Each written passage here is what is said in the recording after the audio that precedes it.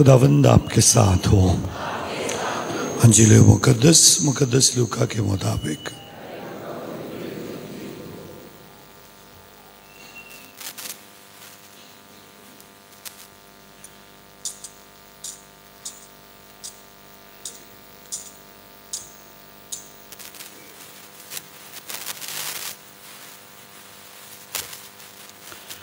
उसका चौथा बाब पहली आयत से।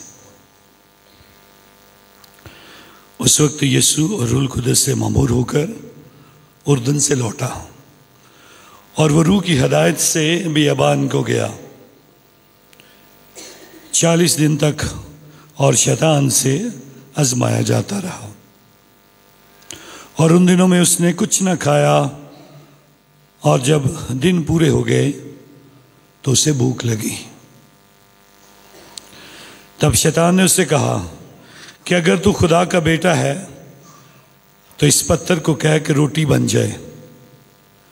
यीशु ने उसे जवाब दिया, लिखा है कि इंसान सिर्फ रोटी ही से नहीं बल्कि खुदा के हर कलमे से जिंदा रहेगा। और शैतान ने उसे एक ऊंचे पहाड़ पर ले जाकर दुनिया की सारी मुमलकतें पल भर में दिखाई। और शैतान ने उससे कहा कि मैं ये सारा इख्तियार और इनकी शान और शौकत तुझे दूंगा, क्योंकि ये मुझको सौंपे गए हैं और जिनको चाहता हूं देता हूं। बस अगर तू मेरे आगे सजदा करे तो सब तेरा होगा। यीशु ने जवाब में उससे कहा, लिखा है कि तू खुदावंद अपने खुदा को सजदा कर और सिर्फ उसी की इबादत कर। फिर वो उसे यरूशलेम में ले गया और हैकल के किंगरे पर खड़ा करके उसने कहा, अगर तू खुदा का बेटा है तो अपने आप को यहां से नीचे गिरा दे, क्योंकि लिखा है कि उसने अपने फरिश्तों को तेरी बाबत हुक्म किया कि तेरी हिफाजत करें और कि वो तुझको हाथों में पर उठा लेंगे और ऐसा ना हो कि तेरे पांव को किसी पत्थर से चोट लगे।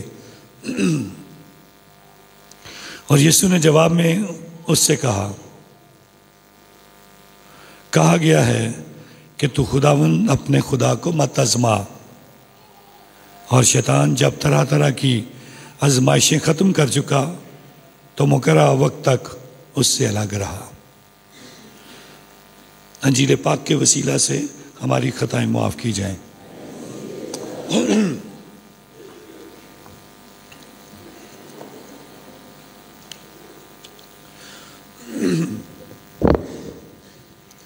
रोज़ों के दौरान हम पहले इतवार के रोज़ खुदावंद के हजूर में आए हैं ताकि इस इबादत का हिस्सा बन सके।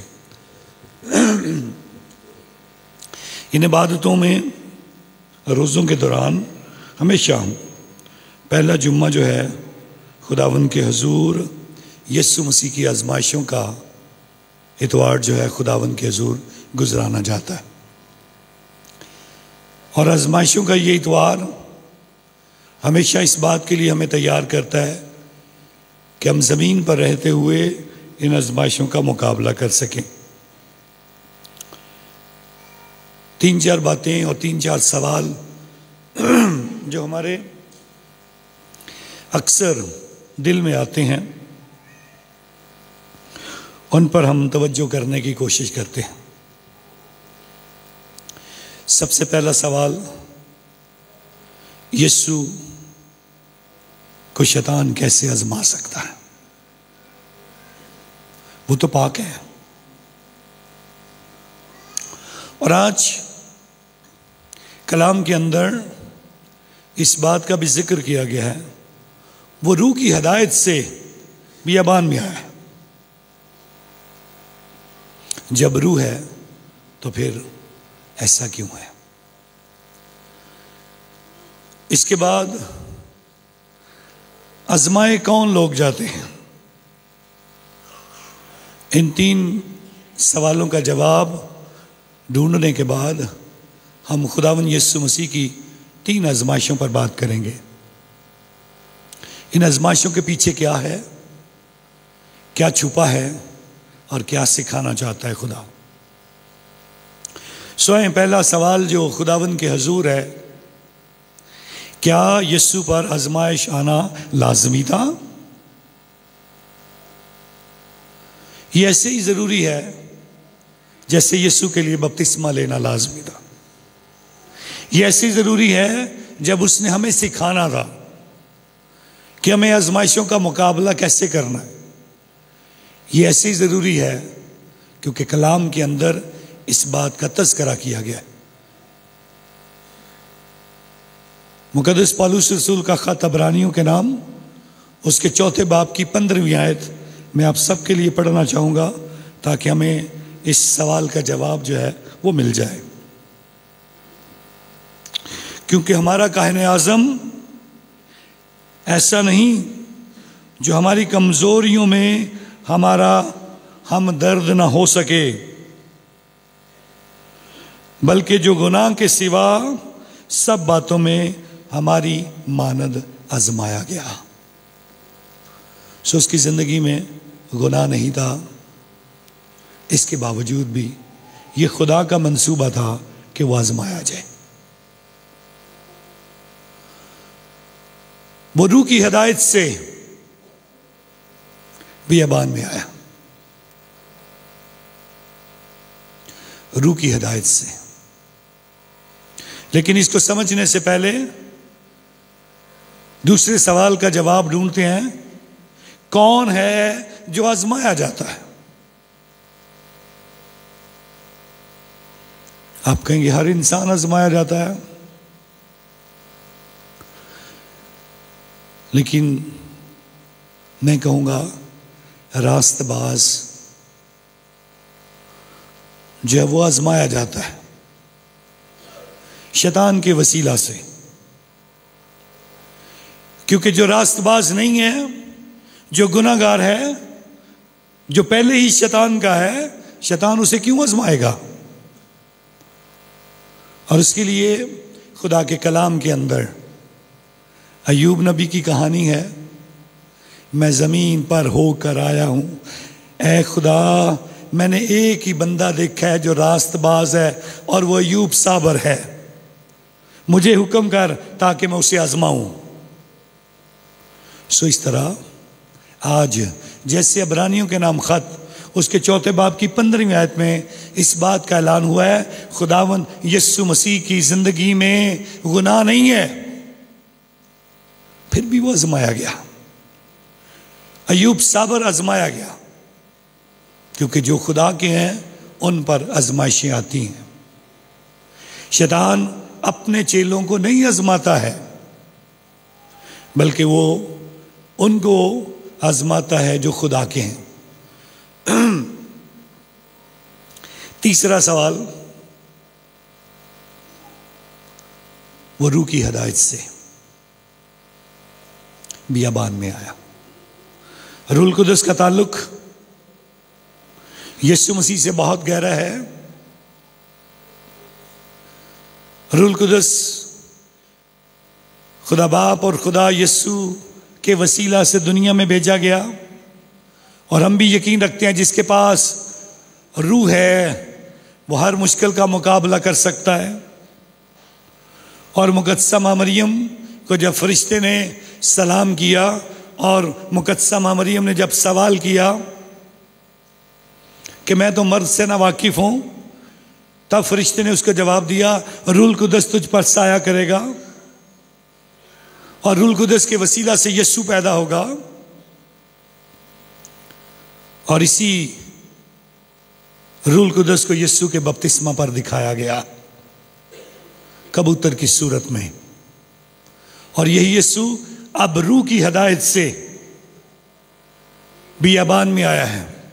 सो जो भी रास्तबाज हो, जो भी रूह से मामूर हो, जिस पर रूह का मसा हो, जो रूह से भरा हो, उसे शैतान नीचे नहीं गिरा सकता है, उस पर शैतान गालिब नहीं आ सकता है। सो इसलिए रास्तबाज जितनी बार मर्जी आजमाया जाए वो गिरेगा नहीं। वो खुदा के हजूर शिकस्त नहीं खाएगा, वो गिरेगा नहीं। सो इसलिए रास्तबाज होना लाजमी है, रूह से मामूर होना लाजमी है, और गुनाह से पाक होना लाजमी है अगर आपने शैतान का मुकाबला करना है। स्वयं जब से हमने होश संभाला है, हम ये हवाला, हम ये बयान खुदा के कलाम से बड़े वाज़िया तरीके से सुनते रहे हैं।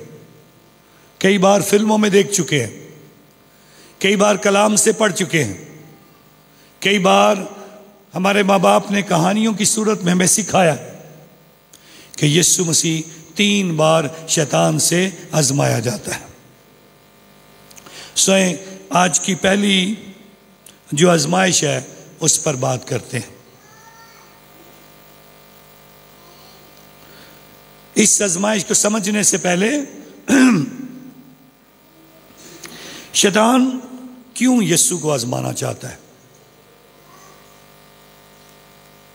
शैतान क्यों यीशु को आजमाना चाहता है?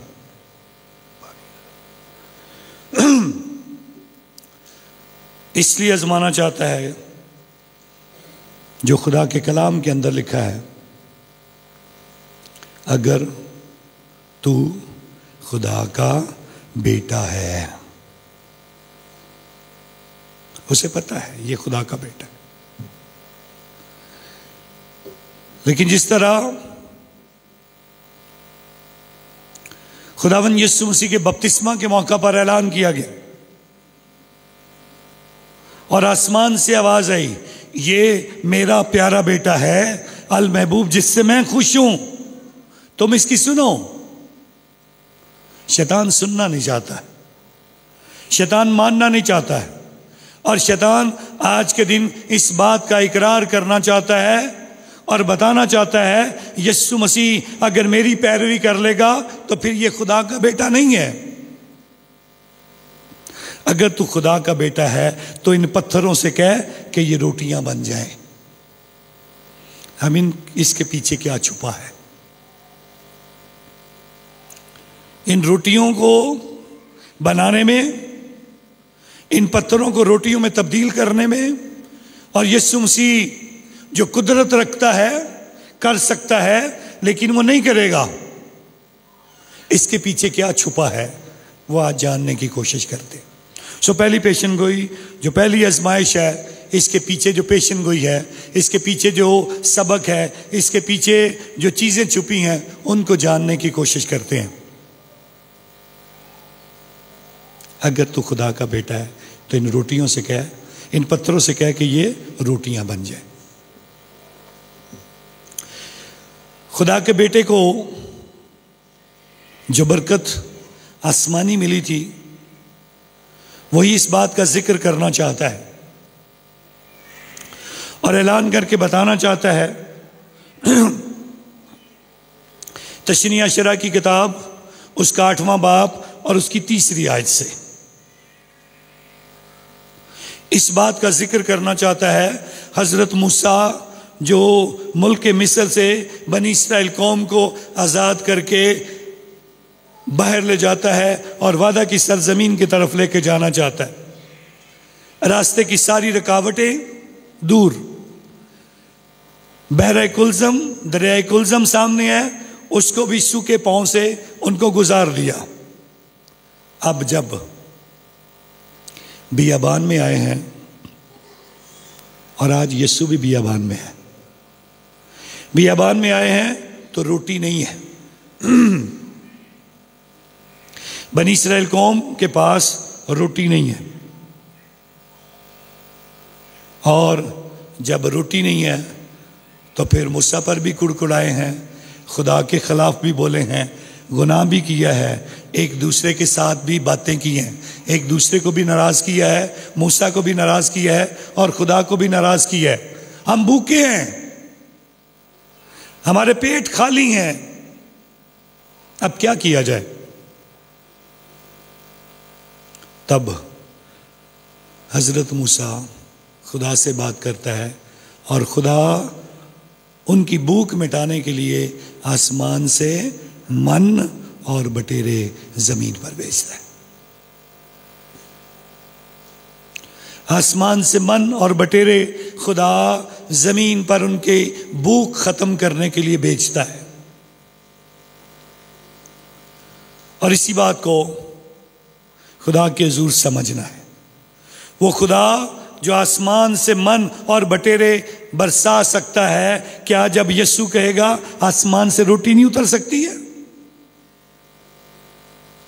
पत्थरों से रोटी नहीं बनानी। और यही बात खुदावन यीशु मसीह भी जब यहूदियों से और फकीयों और फरीसियों से करता है कि तुम कहते हो इब्राहिम हमारा बाप है, तुमको पता होना चाहिए बियाबान में जो रोटियां दी वो मेरे बाप ने दी और मेरा ताल्लुक उससे है। मेरा ताल्लुक उस बाप से है और मेरे बाप ने तुमको आसमान से रोटियां दी, वो मूसा ने नहीं दी थी। इसलिए मैं खुदा का बेटा हूं। मैं तुम्हें इस हकीकत की तरफ लेके जाना चाहता हूं जो खुदा के कलाम के अंदर लिखी है, इंसान सिर्फ रोटी ही से नहीं जीता बल्कि हर उस कलमा से जो खुदा के मुंह से। सो क्या आप रोटी से जीते हैं कि रोटी के बगैर जीते हैं? आप कैसे जीते हैं?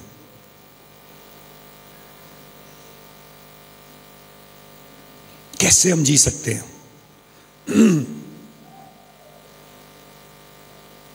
हम कैसे जीते हैं? कितने दिन तक रोटी के बगैर जी सकते हैं? सो साइंस बताती है 40 दिन तक हम रोटी के बगैर जी सकते हैं। और इसीलिए 40 दिन के बाद भी आज साइंस को प्रूफ करने के लिए और हकीकी तौर पर यीशु को इंसान समझाने के लिए 40 दिन के बाद उसको भूख लगी है। और हर इंसान 40 दिन तक खुदा के हुजूर भूखा रह सकता है। लेकिन इसके अंदर क्या छुपा है? इंसान सिर्फ रोटी ही से नहीं जीता, सो फिर किससे जीता है? खुदा के कलाम में इसका जवाब है,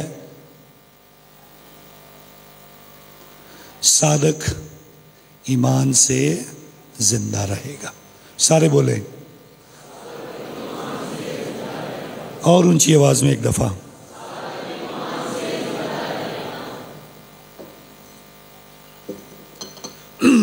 तो अगर आप जिंदा रहना चाहते हो तो ईमान रखना होगा। अगर आप में ईमान नहीं है तो फिर दूसरे ही लम्हे आपको भूख लग सकती है। आप भूखे हो सकते हो, आप प्यासे हो सकते हो। और इसीलिए यीशु मसीह इस बात का ऐलान करना चाहता है और बताना चाहता है। वो जो सामरी औरत से कहता है मेरे पास वो पानी है, अगर ये पानी पिएगी फिर प्यासी नहीं होगी। मेरे पास वो रोटी है जो इस रोटी में से खाएगा वो अब तक जिंदा रहेगा। और सादक अगर ईमान से जिंदा है तो ईमानदारों को खुदा के हुजूर इस बात को सुनना है। हमारे जीने की वजह, हमारी हमेशा की जिंदगी की जो खुदावन के हुजूर बरकत है वो कहां पर छुपी है? खुदा के हुजूर इस बात को जानना है, कुछ भी हो जाए हम कैसे ईमानदार बनेंगे, क्योंकि सादक तो ईमान से जिंदा है। हम कैसे ईमान की मजबूती पाएंगे? हम कैसे खुदा की इन बातों को जो हम खुदावन के कलाम से आज सुनते हैं कि इंसान रोटी से नहीं जीता है, सो से इसका जवाब हमें मिलेगा। हमें ईमान में बढ़ना है और ईमान में बढ़ने के लिए हमें इबादत करनी है और इबादत करने के लिए हमें खुदा का कलाम सुनना है। इस कलाम से जो सादा सा तर्जुमा किया गया, इंसान सिर्फ रोटी से नहीं जीता बल्कि हर उस बात से जो खुदा के मुंह से निकलती है, और खुदा के मुंह से निकलने वाली बातें कलाम से मिलती हैं। इबादत में शरीक होने वाला हर शख्स खुदा की बातें उसके कलाम से सुनता है और उसके कलाम के वसीला से जीता है, बरकत पाता है और ईमान में बढ़ता है। और ईमान में बढ़ने के वसीला से हम सब जिंदा रहते हैं। दूसरी बरकत जो हमारे ईमान को बढ़ाने के लिए है वो ये है, इस पाक अलतार पर यीशु मसीह का बदन, जो वो जमीन की रोटी नहीं बल्कि रूहानी रोटी की बात करता है। वो हमारे जिस्म की बात नहीं करता, हमारी रूह की परवरिश की बात करता है, हमारे रूह के बड़े होने की बात करता है। और इसीलिए कहता है ये लो खाओ, ये मेरा बदन है। और फिर यूहन्ना रसूल की अंजील उसके 6 बाब की 51 आयत के अंदर इस बात का ऐलान करता है, ये वो रोटी है जो आसमान से उतरी है, बाप दादा की तरह नहीं, खाया और मर गए। जो इस रोटी में से खाएगा वो अब तक जिंदा रहेगा, फिर मरोगे भी नहीं, हमेशा तक जियोगे। ये रोटी जो आसमान से उतरी है, ये रोटी जो पाक अलतार से मिलती है, ये रोटी जो यूखरिस्त है, ये रोटी जो शुक्रगुजारी की इबादत और दुआ है, ये रोटी जो खुदा के साथ हमें जोड़ देती है। इस रोटी से हम हमेशा की जिंदगी के लिए जिंदा रहते हैं। सो इस एक आजमाइश के अंदर और एक फिक्रे के अंदर खुदावंद यीशु मसीह हमारे ईमान को मजबूत करना चाहता है ताकि हम हमेशा जिंदा रहें। आइए दूसरी आजमाइश पर बात करते हैं। शैतान उसे एक ऊंचे पहाड़ पर ले गया। सारी ममलकतें, सारी शान शौकत दिखाई है, सब कुछ जो उसके पास है उसने दिखाया है। और यीशु मसीह जानता है हर चमकती चीज सोना नहीं होती है, लेकिन ये कौन सी चीजें हैं जिनका तस्करा और जिक्र है। इंग्लिश के 3 वर्ड्स पी, जो 3 बार पी, इनको मैं इंग्लिश में बोलना चाहता हूं ताकि फिर इसकी तर्जमे करते हैं। पावर, पी से पावर, दूसरा पी प्रेस्टीज और तीसरा पी है प्लेजर। हम इन तीनों के दरमियान ही घूमते रहते हैं। या तो मेरे पास ताकत हो जाए,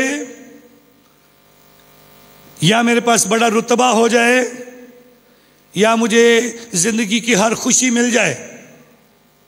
सो हम ताकत हासिल करने के लिए कुछ भी करते हैं, किसी भी हद तक जाते हैं।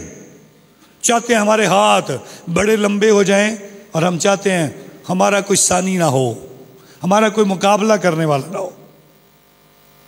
हम ज्यादा से ज्यादा दौलत इकट्ठी करना चाहते हैं, बड़े से बड़ा रुतबा हासिल करना चाहते हैं, और दौलत के अंबार, आज इतनी दौलत है, कल इतनी हो जाए, परसों इतनी हो जाए, रोज बरोज बढ़ती जाए और ढेरों के ढेर लगे रहें। लेकिन दूसरी तरफ हम अपने जिस्म की खुशी के लिए, शहवत परस्ती के लिए,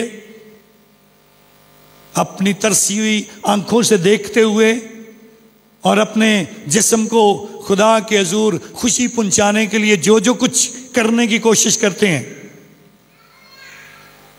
ये हमारी शान और शौकत, ये सब कुछ खुदावंद के हुजूर आज शैतान यीशु मसीह को दिखाना चाहता है। और क्यों दिखाना चाहता है? वही बात है, अगर यीशु ये कर लेगा तो फिर खुदा का बेटा नहीं होगा। वो जिस्म दुनिया और मादियत पसंदी की बात करता है। दुनिया में हमारी पसंद और दुनिया में हमारी ख्वाहिशों को पूरा करने की बात करता है। लेकिन खुदावंद यीशु मसीह रूह की बात करता है, ईमान की बात करता है और अकीदत की बात करता है। वो मटीरियल की बजाय स्पिरिचुअल, रूहानी बातों की बात करता है। और इसीलिए शैतान चाहता है कि यीशु सिर्फ जिस्मानी हो जाए, रूहानियत खत्म हो जाए। और उसकी रूहानियत इसी तरह से खत्म होगी अगर यीशु मसीह शैतान को सजदा कर दे।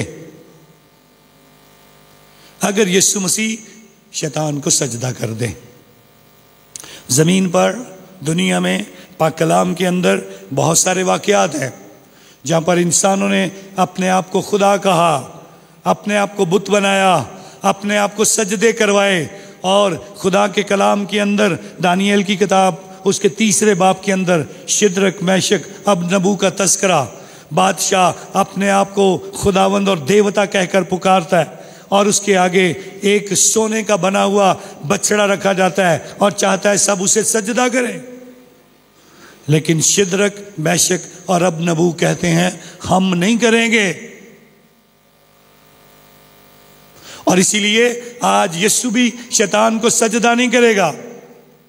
और फिर इसका जवाब देने के लिए तशनीह अशरा की किताब उसके 6 बाब की 13वीं आयत आज यीशु मसीह पढ़ता है, सबके लिए तू खुदावंद अपने खुदा ही को सजदा कर, किसी और को नहीं, किसी और के आगे झुकने की जरूरत नहीं। चाहे कोई बड़ा है, चाहे कोई अरबपति है, चाहे कोई बहुत बड़ा ऊंचा मुकाम रखता है, खुदा से बड़ा किसी का मुकाम नहीं है। और इस आजमाइश के अंदर यही बात वाज़िह तौर पर बयान की गई है। एक बादशाह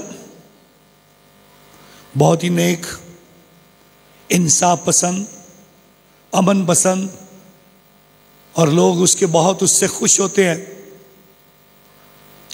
लेकिन इसके बरक्स उसका एक चालाक मशीर उसको जाकर यह मशवरा देता है, बादशाह सलामत, क्यों अपना वक्त जाया करता है,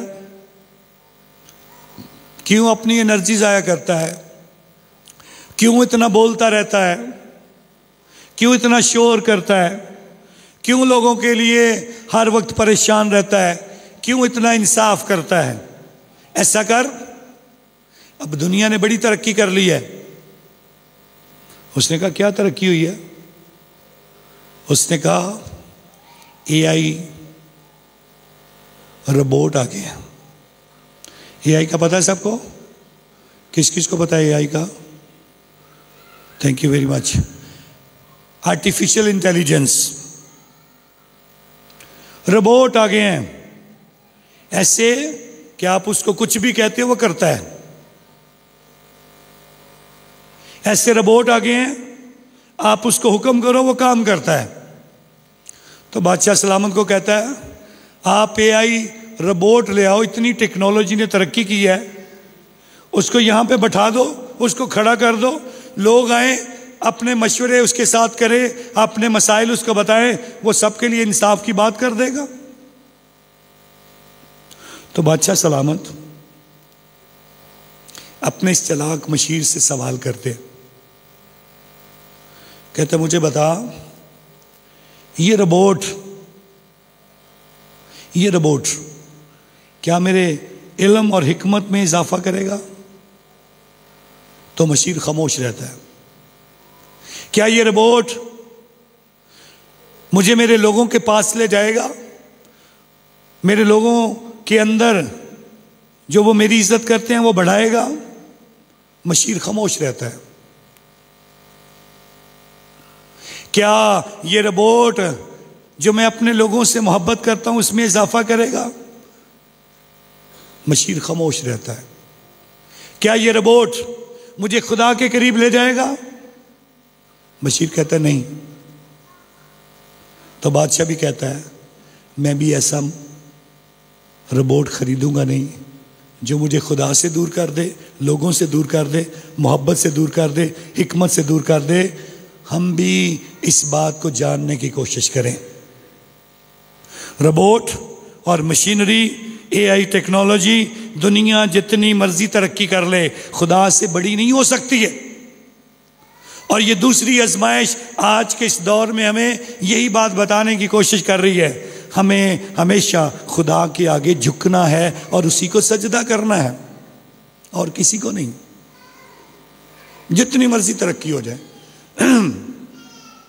आर्टिफिशियल रोबोट आ जाएं, आर्टिफिशियल बीवियां, खवातीन, पता नहीं क्या कुछ आ गए, लेकिन खुदा इंसान को बताना चाहता है जितनी मर्जी तरक्की कर लो, हिकमत का मंबा खुदा है, मोहब्बत का सरचश्मा खुदा है और उससे बड़ा कोई नहीं है और उसी के आगे हमें झुकना है। तीसरी आजमाइश, शैतान यीशु को हैकल के किंगरे पर ले गया। पहली बात जो हम सबको देखनी है कि शैतान को कलाम कितना आता है।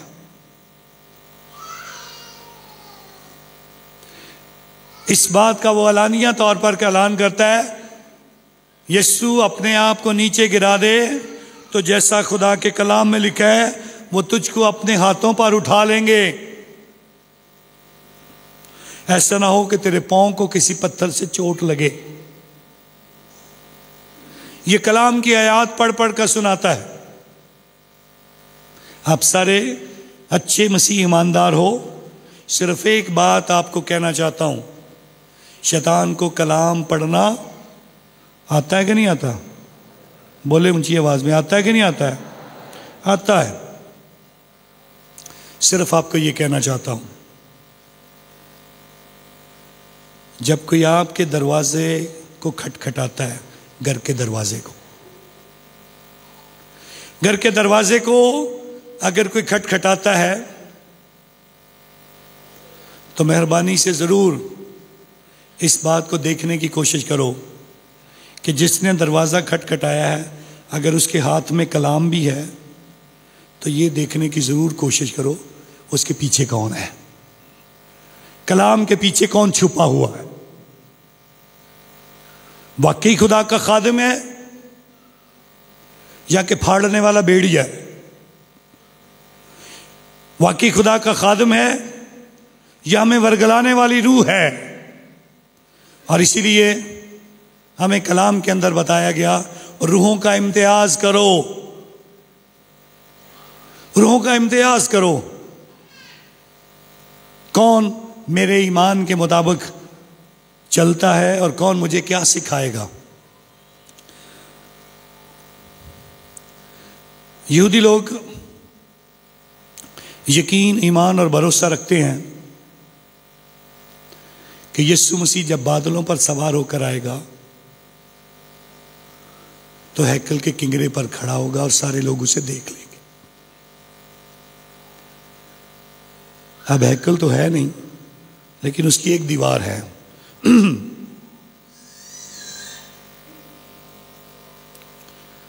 खुदा के हुजूर एक बार फिर यहां पर शैतान इस्तेमाल करता है, अल्फाज दोहराता है, अगर तू खुदा का बेटा है तो अपने आप को यहां से नीचे गिरा दे। और खुदा का बेटा तो आसमान पर बादलों पर सवार होकर आने वाला, और अगर वो वहां से गिर जाएगा, उसे चोट लगेगी, तो फिर दुनिया जान लेगी ये खुदा का बेटा नहीं है। इसलिए यीशु वहां गिर नहीं सकता है। लेकिन यहां पर खुदा क्या सिखाना चाहता है? इस बात का तज़किरा खुदावंद के हुजूर तशनीह अशरा की किताब उसके 6 बाब की 16वीं आयत के अंदर इस बात का जवाब यीशु मसीह ने दिया है, तो खुदावंद अपने खुदा को मत अज़मा। लेकिन खुदा हमें इस बात के लिए तैयार करना चाहता है, इस बात के लिए खुदावंद के हुजूर जो खुदा के अंदर है, जो रास्तबाज है, जो नेक है, जो खुदा के साथ चलता है, जो ईमानदार है, जो खुदा की खिदमत करता है, जो खुदा के मोमिनीन में शरीक है, खुदा के लोगों में शामिल है, खुदा उसकी हिफाजत करेगा और उसको चोट नहीं लगेगी। हाँ, अगर खुदा से दूर हो जाओगे तो फिर उसकी कोई गारंटी नहीं है। अब रोज़ों के दिनों में खुदा इस कलाम से हमें किस तरह से मुस्तफीद करना चाहता है। आज के इस कलाम का निचोड़ जो हमारे सामने खुदा रखना चाहता है, उस पर तवज्जो करने की कोशिश करते हैं। 3-4 पॉइंट्स के साथ ख़त्म करता हूँ। पहला काम है जो खुदा रोज़ों के अयाम में चाहता है, हम तौबा करें, माफ़ी मांगे अपने गुनाहों की, एतराफ़ करें। और कलीसिया हमें हुक्म भी देती है और फ़र्ज़ भी करती है। हर पाक शराकत लेने वाले की जिम्मेदारी है। कलीसिया के 5 हुक्मों में इस बात का ऐलान किया जाता है, हमें एतराफ़ करना है और रोज़ों के दौरान एतराफ़ करना ज़रूरी है। जब हम तौबा करेंगे, माफ़ी मांगेंगे, एतराफ़ करेंगे, खुदा के लोगों में शरीक किए जाएंगे और हम वो रास्तबाज लोग बन जाएंगे। जो खुदा चाहता है हम रास्तबाज बने। दूसरा काम जो हम सबको करना है वो है रोज़ा रखना है। रोज़ा रखना है। कई बार हमने महसूस किया है, हम सुबह खाना खाते हैं, शाम हो जाती है, पता भी नहीं चलता। कभी कभार कई ख़ानदानों में, फैक्ट्रियों में काम करने वाले सुबह खाना खाते हैं, फिर शाम का घर आके खाते हैं। कई बार माएँ बच्चों के पीछे खाना लेके भागती रहती हैं, इसने दोपहर का खाना नहीं खाया। कई अच्छी बीवियां खाना लेके अपने खामदों के पीछे रहती हैं, ये खाना बहुत कम खाता है। हमें पता भी नहीं चलता है, लेकिन जैसे ही आप रोज़ा रखो, आपको 1 घंटे के अंदर अंदर ही भूख लग जाएगी। क्योंकि शैतान की सोच बुरी है और जैसे ही हम यीशु के होने लगते हैं, जैसे ही हम रोज़ा रखते हैं, शैतान खाना लेके हमारे सामने आ जाता है। ये भी खा लो, वो भी खा लो, ये भी खाने के लिए अच्छा है। और यही बात उसने आदम और हवा को बताई थी। फल खाने में अच्छा था, देखने में भी अच्छा और खूबसूरत था, आंखों के लिए भला था, और फिर कहा ये खा लो, तुम खुदा की मानद हो जाओगे। शैतान की अगर सोच अच्छी होती तो आज दुनिया में भूख ना होती, आज कोई गरीब ना होता, आज कोई लाचार ना होता, आज कोई बीमार ना होता, आज कोई परेशान ना होता। तीसरा अमल जो हमें करना है, दुआ करनी है। दुआ करनी है, और दुआ के लिए लाजमी है, इंसान सिर्फ रोटी से नहीं जीता, बल्कि हर उस बात से जो खुदा के मुंह से निकलती है। कलाम सुनने के लिए, पाक शराकत लेने के लिए खुदा के घर में आए, इबादत करें, जाती दुआ करें, ध्यानो ज्ञान करें, पाक रोज़री की इबादत करें, इकट्ठे मिलकर दुआ करें, जाती तौर पर दुआ करें, जमात के साथ मिलकर दुआ करें। इससे बरकत मिलती है।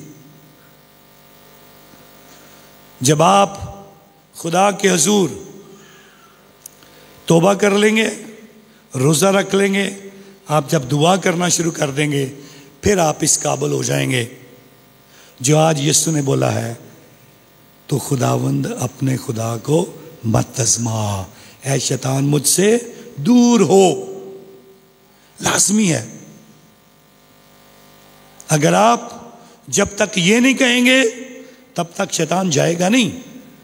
लेकिन ये कहने के लिए आप मजबूत होने चाहिए, ये कहने के लिए हमारी रूहानी जिंदगी अच्छी होनी चाहिए, ये कहने के लिए हम बच्चे और पाक साफ होने चाहिए, ये कहने के लिए हम खुदा के लोग होने चाहिए। और इसके लिए आज का कलाम बताता है। इसीलिए आज की दूसरी तलावत में बयान किया गया, मुंह से इकरार करो और दिल से ईमान लाओ। आप जो कुछ बोलते हो, जो कुछ मुंह से मांगते हो, उससे बरकत मिलती है, और उस बरकत का निचोड़ हमारे दिल में है, क्योंकि जो मैं ईमान से मांग रहा हूं। और इसीलिए फिर आज की पहली तलावत में कहा, जब चर्च में आते हो, जब दुआ के लिए आते हो, तो अपने नजराने काहिन के हवाले करो, ताकि वो खुदा के सामने पेश करे, ताकि आपको बरकत मिले। आपके इबादत में शरीक होने का वो पूरा फजल और कुव्वत और ताकत जिस ईमान से आए, उसकी पहचान आप तक पहुंचे। स्वयं खुदा का शुक्रिया अदा करते हैं इस बाबरकत और फजल से भरे हुए वक्त के लिए, इस वक्त के लिए जिसमें हम खुदा के हुजूर बरकत पाएंगे। ये वक्त जो खुदा के हुजूर बरकतों का है, ये रोज़ों का वक्त जो तब्दीली का है, ये वक्त जो खुदा से मेल मलाप का है, इससे हम खुदा के हुजूर बरकत पाए और खुदा का शुक्रिया अदा करें। खुदा आप सबको बरकत दे, मसीह यीशु के नाम से।